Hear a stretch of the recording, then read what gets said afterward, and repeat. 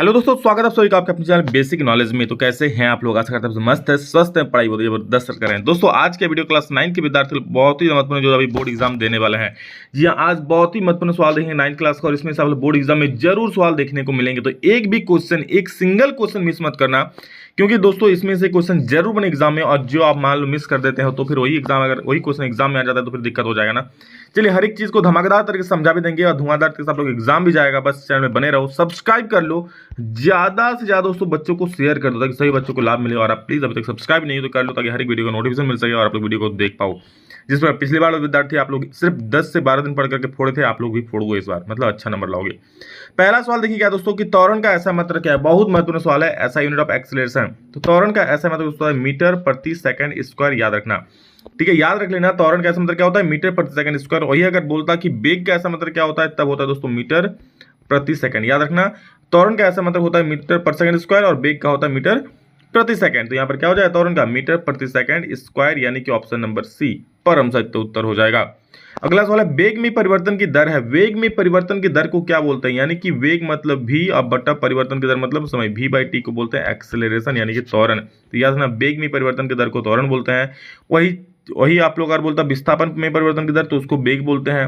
समझ रहे हो ना? तो यही बात है। तो वेग में परिवर्तन की दर को क्या बोलेंगे, त्वरण बोलेंगे मेरे भाई, एक्सेलरेशन बोलेंगे। तो दोस्तों हमारा अगला सवाल है कि एक कार 2 घंटे में 100 सेंटीमीटर की दूरी तय करती है, इसकी औसत चाल क्या है। देखिए, औसत चाल निकालने बोला। यहाँ पर क्वेश्चन में थोड़ा सा फॉल्ट दोस्तों, 100 सेंटीमीटर नहीं बल्कि 100 किलोमीटर होता है। देखिए इंग्लिश में सही दिया हुआ है, ठीक है, तो देख लो उसको।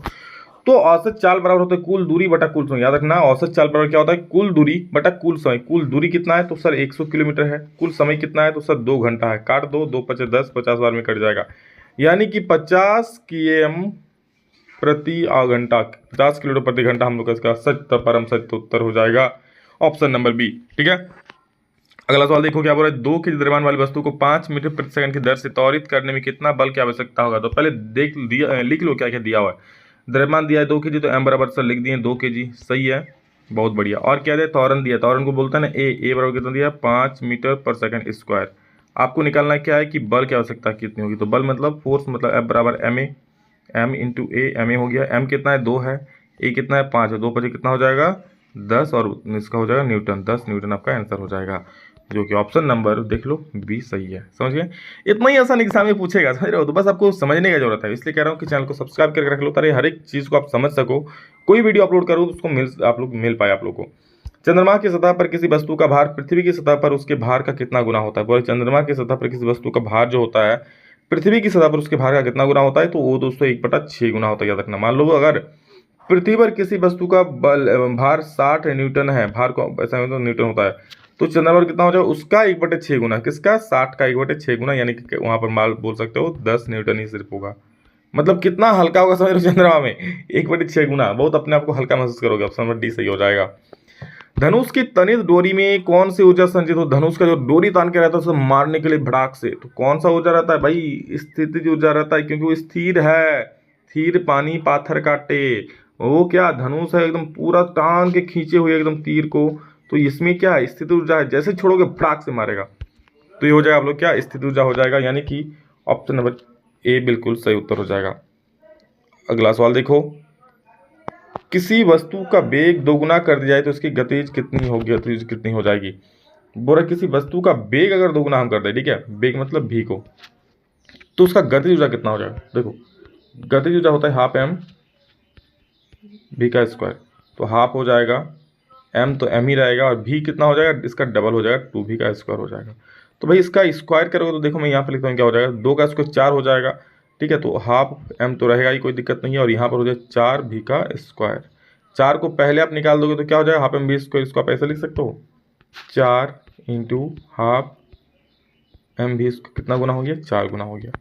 तो ऑप्शन नंबर 4 क्या, 4 गुना, 1 मिनट, 4 हाँ 4 गुनी, ऑप्शन नंबर सी सही हो जाएगा। ठीक है दोस्तों, हमारा अगला सवाल है कि इनमें से तरंग वेग यानी भी, तरंग का वेग दिया है, तरंग देज यानी कि लेमडा बोलता है तरंग देज को दोस्तों, और आवृत्ति यानी कि एन बोलता है आवृत्ति को, का बीच सही संबंध क्या है। तो मेरे भाई एक फॉर्मूला याद रखना, v इक्वल टू होता है एन लेमडा, क्या होता है N lambda, v equal to, जो कि पहला ही ऑप्शन आप सभी के समक्ष बिल्कुल सही सही प्रकार से दिख रहा है, v equal to N lambda आपका सही उत्तर हो जाएगा, जहाँ v है वेग, एन है आवृत्ति और लेमडा है तरंग तेज। समझ गए? चलो आगे बढ़ें। ऊर्जा का व्यावसायिक मात्रक क्या, यानी कॉमर्शियल यूनिट ऑफ एनर्जी। दोस्तों बहुत महत्वपूर्ण सवाल एग्जाम में छप भी चुका होगा। किलोवाट आवर होता है, किलोवाट घंटा, जिसको हम हिंदी बोलते हैं किलोवाट घंटा। के से किलो, डब्ल्यू से वाट, एच से आवर, या फिर घंटा। तो किलोवाट घंटा, किलोवाट आवर इसका सही उत्तर हो गया, जो भी बोलो। सार्वत्रिक गुरुत्वीय स्थिरांक, सार्वत्रिक गुरुत्वीय स्थिरांक बड़ा जी का ऐसा मात्रक क्या होगा? बड़ा जी का ऐसा मात्रक क्या होता है? ये होता है दोस्तों Newton metre square per KG square. कैसे होगा? देखो एफ बराबर क्या होता है? बड़ा जी MM/R²। आपको इसका निकलना है ऐसा यूनिट। तो एफ का क्या होता है? न्यूटन होता है। बहुत बढ़िया। ये मीटर स्क्वायर उधर चल जाएगा ना गुना होके, तो न्यूटन मीटर स्क्वायर हो गया। और यहाँ पर देखिए इधर का इसका भी केजी, इसका भी केजी, मास है द्रव्यमान का केजी होता है, तो 2 को केजी यानी केजी का स्क्वायर, इधर गुना में उधर के बट्टा हो जाएगा, यानी कि बट्टे केजी स्क्वायर हो जाएगा। यानी newton metre square per KG square परम सत्य उत्तर आपका सही हो जाए option number C, newton metre square per KG square. यदि किसी पिंड का विस्थापन शून्य है तो बल द्वारा उस पिंड पर किया गया कार्य क्या होगा? कार्य यानी वर्क। W बराबर क्या होता है? बल गुने विस्थापन। बल मतलब फोर्स और गुने बल, विस्थापन, विस्थापन मतलब S, डिस्प्लेसमेंट जिसको बोलते हैं। ठीक है, तो ये हो गया कार्य, ये हो गया बल, ये हो गया विस्थापन। अब क्या बोल रहा है कि अगर विस्थापन ही शून्य हो जाए, मतलब इसी को शून्य कर दे भाई, तो यहाँ पर अगर शून्य कर देंगे तो F गुना 0 करोगे तो 0 ही आएगा ना भाई, तो हो जाए क्या? 0 जूल हो जाएगा। समझ गया ना? बहुत बढ़िया। निम्न में किसका जड़त्व अधिक है? तो जितना भारी उतना ज्यादा जड़त्व। समझ रहे हो? जितना ज्यादा भारी होगा मतलब जितना ज्यादा द्रव्यमान होगा उतना ही क्या होगा? जड़त्व अधिक होगा। तो सबसे ज्यादा द्रव्यमान किसका है भाई? रेलगाड़ी। तो यहाँ पर रेलगाड़ी दिया है। कुछ और भी एग्जांपल्स दे सकते हैं, बट आपको याद रखना है क्या? जो द्रव्यमान, जिसका द्रव्यमान ज्यादा होगा उसका जड़त्व अधिक होगा। ऑप्शन नंबर डी सही हो जाएगा। द्रव्यमान और वेग की गुणनफल को क्या बोलते हैं? द्रव्यमान और वेग का गुणनफल यानी M/V को क्या बोलते हैं? इसको बोलते हैं P। सर P मतलब क्या होता है? P मतलब होता है संवेग। कौन सा वेग सर? अरे भाई संवेग, संवेग, संवेग, संवेग, याद रख लो। P को क्या बोलते हैं? संवेग। इसका फॉर्मूला क्या होता है? P = mv। डायरेक्ट फॉर्मूला पूछ सकता है, ठीक है, याद रखना, P = mv। अगला सवाल है, तो the product of mass and velocity is called momentum. Option A. ध्वनि तरंगे होती है, तो दोस्तों ध्वनि तरंगे जो होती है ना वो अनुदैर्ध्य तरंगे यानी कि लॉन्गिट्यूडिनल वेव्स होती है। ऑप्शन नंबर बी आपका सही हो जाएगा। सामान्य मनुष्यों के कानों के लिए श्रव्यता का प्रयास क्या है? दोस्तों ये सारे जो है इंपॉर्टेंट क्वेश्चन है, इस बार के मॉडल पेपर में तो देख सकते हो, ऑफिशियल क्वेश्चन पेपर में भी है। यानी कि दोस्तों आप लोग का श्रव्यता प्रयास क्या हो जाएगा? 20 हर्ट्ज से 20,000 हर्ट्ज, 20 किलो हर्ट्ज कर दो, किलो मतलब 1000, तो 20 हर्ट्ज से 20,000 किलो हर्ट्ज हो गया इसकी आवृत्ति श्रव्यता का प्रयास। मतलब 20 हर्ट्ज से नीचे रहेगा तो भी आप सुन पाओगे, सॉरी तो नहीं सुन पाओगे, और इससे ज्यादा होगा तो आपका कान ही फट जाएगा भाई। ठीक है, सुनते रहना। अगला सवाल देखो, स्टील का जहाज पानी पर नहीं डूबता लेकिन स्टील की कांटी पानी में डूब जाता है, इसका कारण क्या है? गुरुत्वाकर्षण, उत्प्लावन, घर्षण, इनमें से कोई नहीं, तो ये हो उत्प्लावन बल। दोस्तों जो स्टील का जहाज होता है ना उसमें उत्प्लावन बल कार्य करता है, उसको ऊपर की ओर ज्यादा बल लगता है हर एक जगह पे, लेकिन जो कांटी होती है छोटी होती है, उस पर उतना उत्प्लावन बल कार्य नहीं कर पाता है, उतना ऊपर की ओर कांटी को बल दे के नहीं रख सकता है। ठीक है, तो इसलिए दोस्तों क्या होता है कि जहाज पानी में तैरता है जबकि कांटी फटाक से डूब जाता है।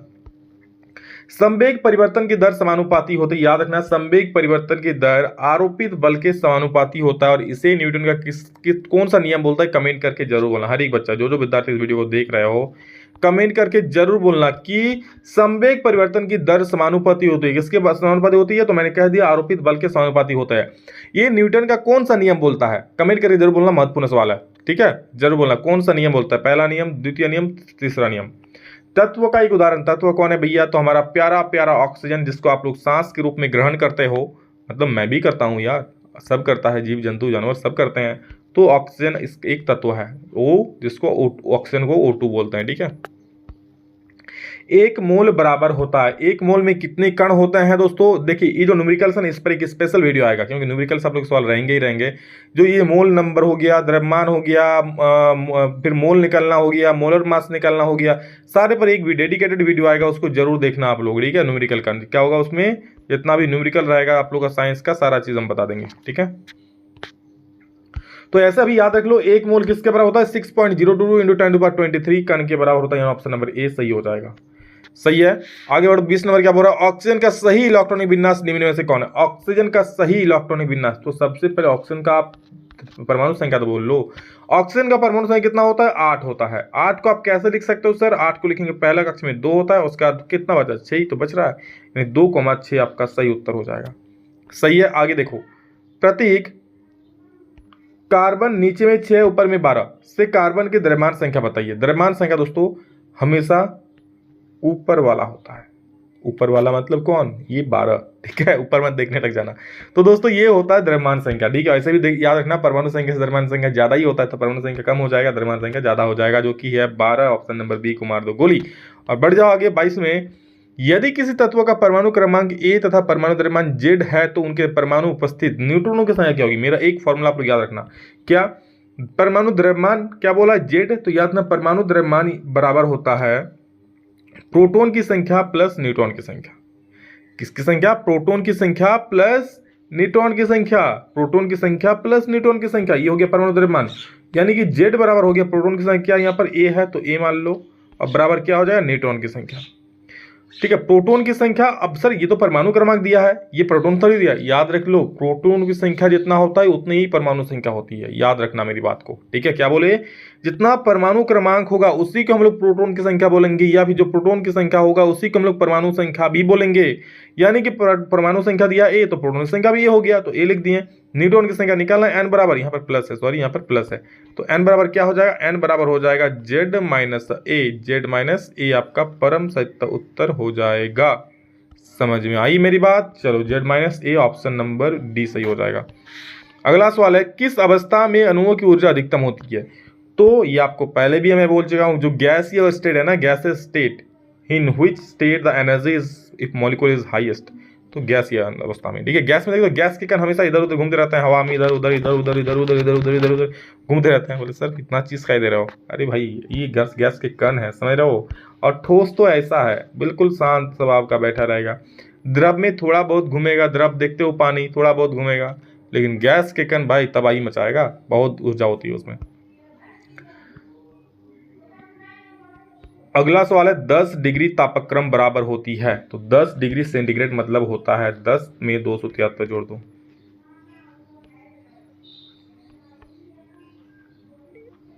273 केल्विन, समझ गए, ऑप्शन नंबर बी सही हो जाएगा।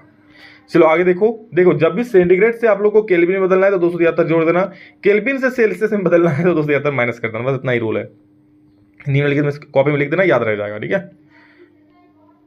अगला है, निम्नलिखित में से कौन मिश्रण है, मिश्रण कौन है, तो वायु क्या एक मिश्रण, वायु में कई गैसों का मिश्रण, ऑक्सीजन लेगा, कार्बन डाइऑक्साइड लेगा, हाइड्रोजन लेगा, मीथेन, ईथेन, प्रोपेन, सब है।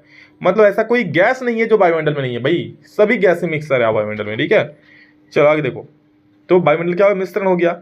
Cl माइनस आयन की संयुक्ता इलेक्ट्रॉन की संख्या, बहुत महत्वपूर्ण सवाल है और बहुत आप लोग कह सकते हैं क्रिएटिव भी सवाल है, सोचने में मजा आएगा। देखो क्लोरीन आयन का क्या होता है, परमाणु संख्या 17 होता है। अब क्या बोल रहा है, माइनस बोल रहा है, क्या बोल रहा है, Cl माइनस। अच्छा माइनस का मतलब पता है आपको, एक इलेक्ट्रॉन किसी को लेता या देता है, तो माइनस मतलब वो क्या, ऋणी है, मतलब किसी से लिया होगा ना। आपके ऊपर माइनस चार्ज कब लगेगा, जब आप किसी से कुछ रुपया लोगे तब न ऋणी होगे, अगर किसी को दोगे तब तो आप धनी हो गए भाई, आपके पास तो बहुत सारा पैसा है।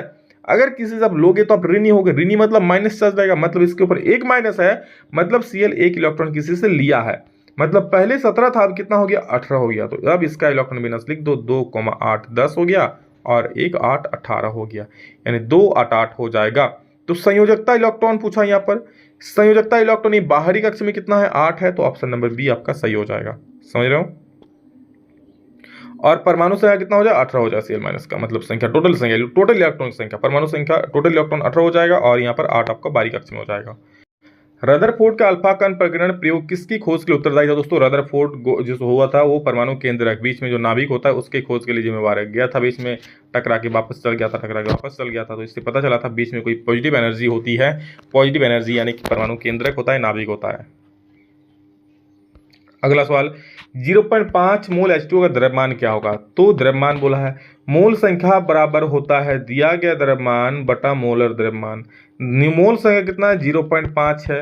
H2O का दिया गया द्रव्यमान नहीं है, निकालना है, और मोलर द्रव्यमान कितना होता है, तो 18 होता है।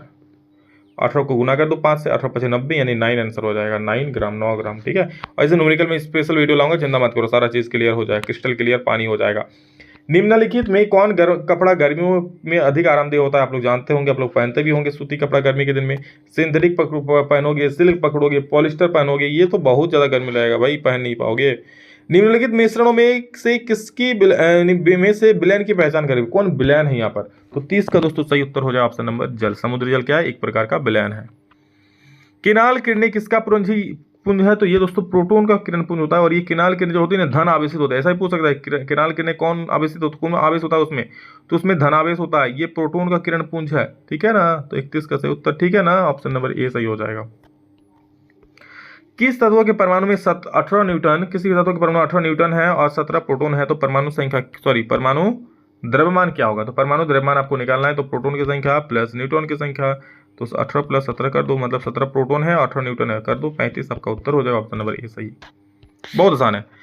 सोडियम का सही इलेक्ट्रॉन विन्यास निम्न में से कौन सा है? सोडियम का सही इलेक्ट्रॉन विन्यास Na का क्या होता है? 11 होता है। 11 को कैसे लिखोगे? 2, 8, 10 हो गया और 1 11 हो गया, तो 2, 8, 1 ऑप्शन नंबर डी सही हो जाएगा। सही है।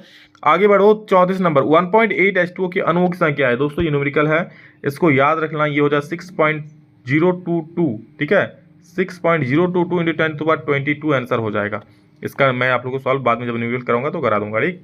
आत्महत्या का थैला, तो आत्महत्या का थैला बहुत इंपॉर्टेंट, लाइसोसोम को कहते हैं, याद रखना, बहुत इंपॉर्टेंट क्वेश्चन है। कोशिका का पावर हाउस बहुत इंपॉर्टेंट है, माइटोकॉन्ड्रिया, कई बार पूछा जाता है। टैगिट्स पाए जाते हैं, ये भी कई बार पूछा गया। जाइलम में दोस्तों टैगिट्स पाए जाते हैं, आप लोग पहले भी मैं बता चुका हूँ। मलेरिया का रोग भाग क्या है? तो मलेरिया मच्छर से फैलता, मलेरिया मक्खी नहीं, मच्छर से फैलता है ना, तो 38 का 20 सही हो जाए, मच्छर से। नेक्स्ट देखिए क्या है? ओजोन गैस पाई जाती है दोस्तों, ओजोन गैस जो पाई जाती है वो पाई जाती है समताप मंडल में। क्या इसमें? समताप मंडल में, ठीक है। पौधों द्वारा संश्लेषित पदार्थ क्या कहलाता है दोस्तों? तो पौधों द्वारा संश्लेषित पदार्थ ना आप लोगों का ये जैव रसायन कहलाता है, ठीक है। तो ये था दोस्तों टॉप 40 क्वेश्चंस आप लोग एग्जाम के लिए बहुत महत्वपूर्ण है। एक भी क्वेश्चन मिस मत करना, क्योंकि जो क्वेश्चन मिस करोगे वही क्वेश्चन एग्जाम में आएगा, समझ रहे हो ना। तो ये मिस मत करना, ऐसा होगा तो दिक्कत हो जाएगा। इसलिए कह रहा हूँ पढ़ो और आगे बढ़ो, जितना वीडियोस में दे रहा हूँ उसको देखो, उतना देख लोगे ना। देखिए एक रिस्पॉन्सिबिलिटी बन जाता है मेरा, जिस प्रकार मेरा 10th में रिस्पॉन्सिबिलिटी बना कि हाँ उसको कंप्लीट कराना है, जो भी दिन बचा हो उसमें आप लोगों के प्रति भी मेरा रिस्पॉन्सिबिलिटी है, आप लोग उतना वीडियोस दूंगा। बाकी किसी भी आप लोग कहीं भी पढ़ो, लेकिन उस प्रकार रिस्पॉन्सिबिलिटीज नहीं मिलेगा आपको। हाँ चलो भाई, लेकिन मेरा रिस्पॉन्सिबिलिटी बनता है कि आप लोग इतना प्यार देते हो मेरे को पूरे झारखंड के हर एक कोने कोने से, कि अपने आप मेरा रिस्पॉन्सिबिलिटी बन जाता है कि नहीं बच्चों को कंप्लीट कराना है, पढ़ाना है, ठीक है। बाकी वीडियोस अपलोड क्या करते हैं, एक दिन करेंगे, 2 दिन नहीं करेंगे, कभी करेंगे कभी नहीं करेंगे, कुछ पढ़ाएंगे कुछ नहीं पढ़ाएंगे, लेकिन आपको हर एक सिलेबस से हर एक प्रकार का वीडियोस मिलेगा। तो बस चैनल बने रहना, सब्सक्राइब कर लेना और प्लीज प्लीज प्लीज सभी दोस्तों को शेयर कर देना, ताकि सारे बच्चे आके यहाँ पर पढ़ सके और एग्जाम में अच्छा नंबर ला पाए। किसी का शेयर करोगे, किसी का अच्छा करोगे, आपका जरूर अच्छा होगा। चलो so love you all, thank you all of you. Next video में जल्द मिलेंगे, तब तक के लिए जय हिंद, वंदे मातरम।